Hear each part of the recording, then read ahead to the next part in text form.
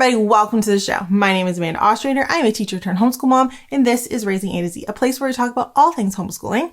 And today, I'm going to talk about why we homeschool all year round.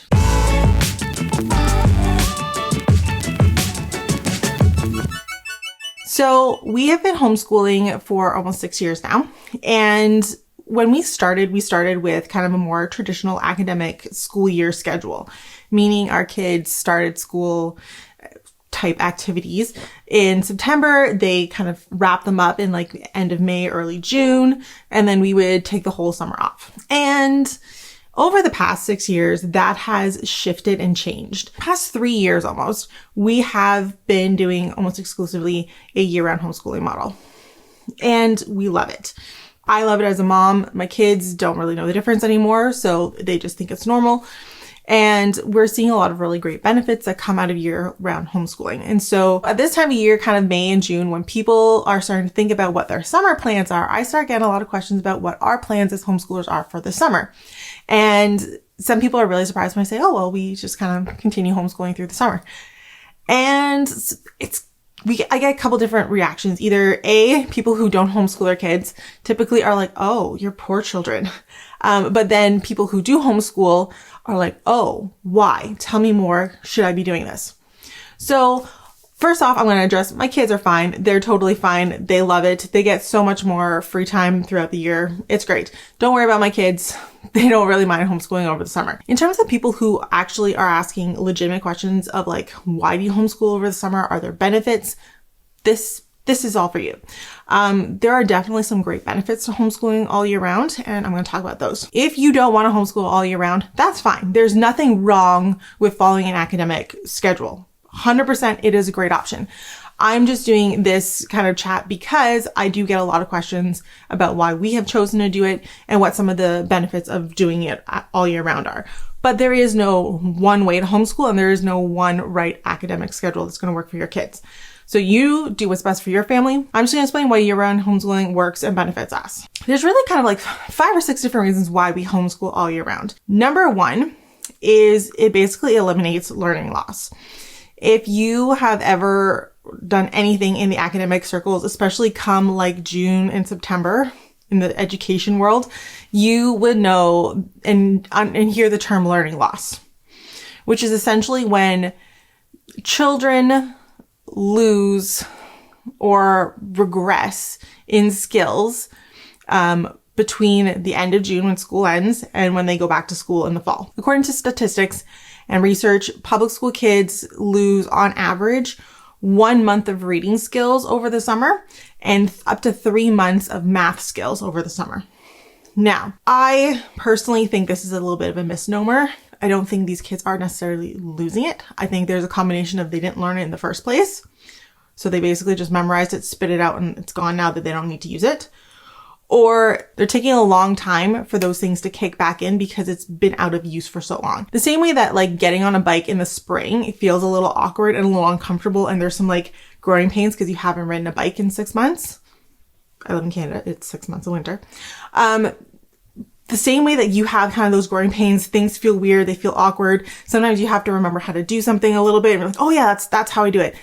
I think that's what we're calling learning loss in terms of what's happening when we see kids come back to school in September. So I don't think they're 100% losing it. This is my opinion. This is just from what I have observed with students and my own experience in the classroom. I think learning loss is a little bit, they haven't lost it. It's just taking them a long time to kind of kickstart how to do things, or they're things that they didn't remember in the first place. They didn't really learn them. They just regurgitated them for the moment. But to bring this back to year-round homeschooling, I think that it would be unreasonable to expect people to take anywhere from like 8 to 9 to 10 weeks off of an activity and then expect them to be able to jump right back in. Like if you were an athlete and you were training for a marathon and you stopped running for 3 months, you wouldn't just jump back in and start running at the same place that you started at. You'd have to build yourself back up. And so I think that's really what's happening here. And I think it's really unrealistic.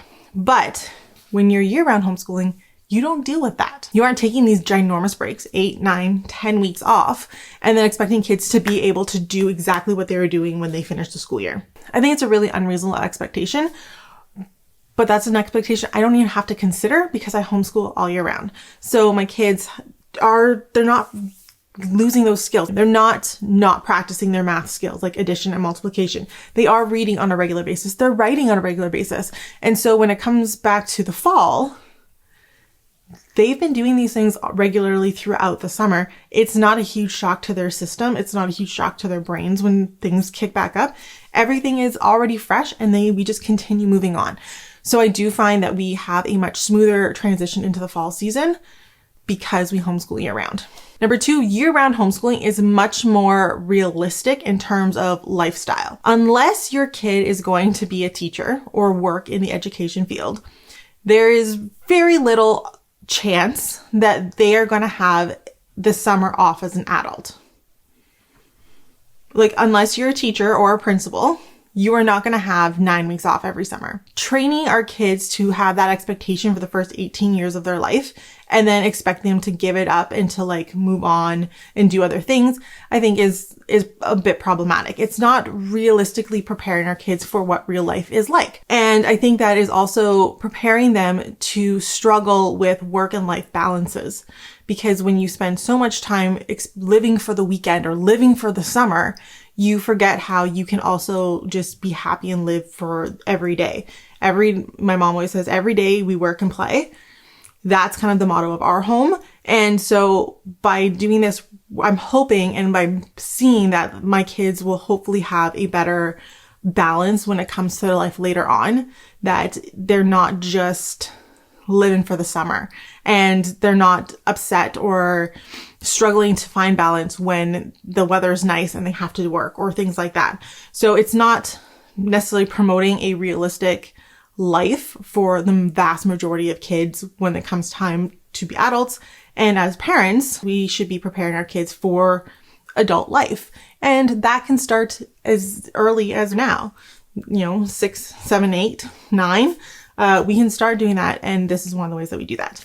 And that's kind of leads into my next point. One of the things that we foster in our family is a life of learning.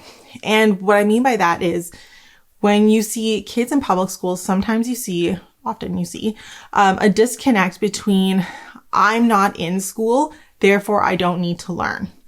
And I only learn when I'm in school. And it creates these very strange dichotomies where kids will not do difficult things. They will not do things that they don't find enjoyable. They will not do anything that's educational or learning based once they are not in their academic setting. And I think that's a really sad existence. I'm constantly learning. I love learning. I love being able to share what I'm learning with others. Hence the reason for this whole channel. But I think we also see that with kids is that I don't want them programmed that they have to learn in a certain place at a certain time for certain months and certain time, like for so many years, and then they're done with learning. It's not realistic. And it's also not really healthy mentally and emotionally as a human being. So by fostering this attitude of you can learn anywhere, anytime, anything, that is a big component and like a key value in our homeschooling. That means that we can learn over the summer. We can learn in the winter. We can learn in the morning. We can learn in the evening. We can learn anything, whenever, wherever. So by homeschooling all year round, we really are encouraging this idea that learning is not dictated by location or time or season. It is something that we just do all the time, and we do it because it's good for us and it's because it's something we enjoy. And this means that learning is a continuous daily part of our lives. And that's another reason why we homeschool all year round. The fourth reason actually has nothing to do with the summer. By homeschooling all year round, it actually gives us a lot of flexibility throughout the rest of our year. So rather than trying to cram in all of our learning in like 9 months, 10 months, we can actually spread it out throughout the whole year, and it gives us some flexibility. So people often think when I say my kids are homeschooled all summer that they are homeschooling 52 weeks a year. Not true. It gives us a lot of flexibility to take time when we need to, when it fits in our schedule, without feeling like we are falling behind. So for example, we can take 2, 3, 4 weeks in December and do maybe a little bit less academically and do other things that are maybe a little bit more Christmas tradition related. We can take a couple extra long weekends and go visit family. We took a week off in January, like mid-January, and we went to Mexico. It gives us this ability to build in little breaks throughout our year and not worry about like trying to catch up. The other really nice thing it does is sometimes breaks are put in our schedule unexpectedly. A couple weeks ago, Zoe got strep. She got strep throat. Took us 5 days to get her diagnosed because, of course, it happened over a long weekend.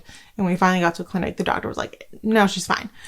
But the kid was miserable for like an entire 5, 6, 7 days. It was like 5 solid days of her being sick and then a couple days to recover on antibiotics. Like a whole bunch of things happened. So rather than us trying to like cram and catch up, we just pick up where we left off. So yes, we kind of unexpectedly took a week off in the middle of early May, mid-May. It's fine. We just continue on with whatever's next in our schedule. And that is kind of like a wonderful blessing that I don't think enough people understand. When you're not putting like these like constant criticisms and time limits on things, you are able to let go of those like scheduling reins a little bit and give your kids some grace and some flexibility when they physically and emotionally and mentally need it. And that is one of the reasons why we love homeschooling all year round, is because I'm not bound to this like hardcore schedule. I can actually do what's best for my kids physically and mental health wise and not have to like overwhelm them with like all the work they missed when they were sick for 5 days.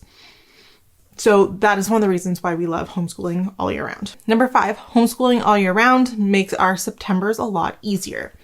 So contrary to popular belief, our kids are not doing 7 hours of schoolwork all year round. That's just not realistic, especially when you're homeschooling, nor would we want that. But homeschooling and what your schedule looks like can change throughout your year to match and to meet the needs of your kids.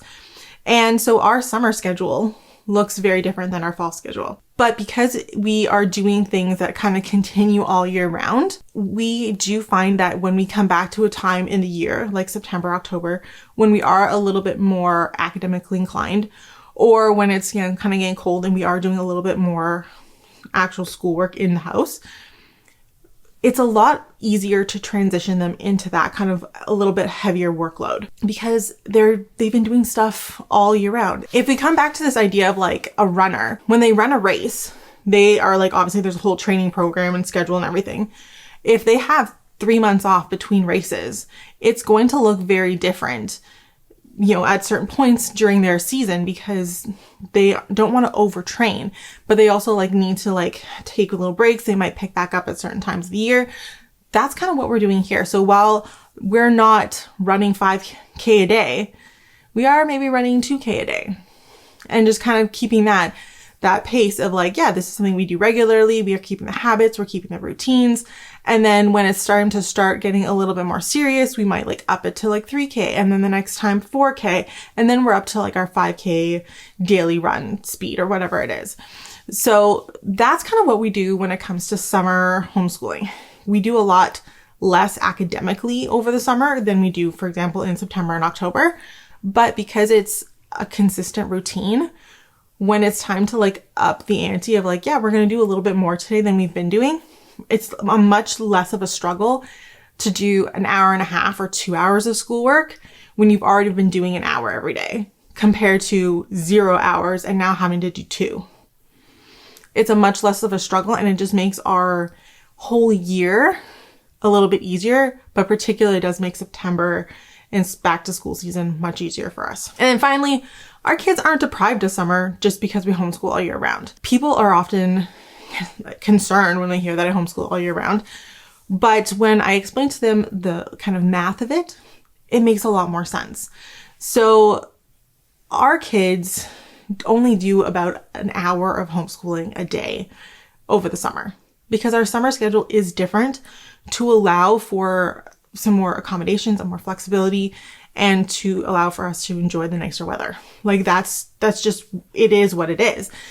Also, my husband is a teacher and he's off all summer and he is the spontaneous, outgoing one. So we do have to accommodate dad in that sense, that we need to be ready for dad's spontaneous activity plans. We do have a different schedule over the summer, and my kids do school over the summer. It's just a little bit less. And if you look at it on like a grand scheme of things, yes, some people are like, oh, but your kids they're missing out on like an hour of like summer a day. Okay, maybe they are missing out on an hour of summer a day. Hypothetically, let's go with that. But their entire school day from September to June is only about 2 hours a day, which means they're gaining 4 hours of freedom and free play every day. So even if they're losing 1 hour for a day for 9 weeks, they're gaining 4 hours a day for the rest of the year. So they're actually ahead when it comes to free play, exploration, creativity, time outside. They get more of that. And that's kind of the nice benefit. So we're getting all these benefits, but my kids also get to have a lot of time outside. And that is kind of my goal. My goal is to get them as many experiences, as much free play, as much creativity, outdoors time, and we can still do that while homeschooling all year round, including during the summer. So this is why we homeschool all year round. We love it. It works really, really well for us. So if you're homeschooling and you are considering year-round homeschooling, I highly recommend it. You have nothing to lose, lots to gain, and worst comes to worst, you just don't like it, you just never do it again. But for us, we have found that the benefits highly outweigh any of the negative comments or annoyances that come with homeschooling over the summer. And we actually love it. So that's it for today. Make sure you're subscribed so you get next week's video where I talk about what exactly summer homeschooling looks like for us. And make sure you're following on Facebook, Instagram, and TikTok so you get all the cool details of what we're doing over the summer. Thank you so much for watching. I'll see you guys next week.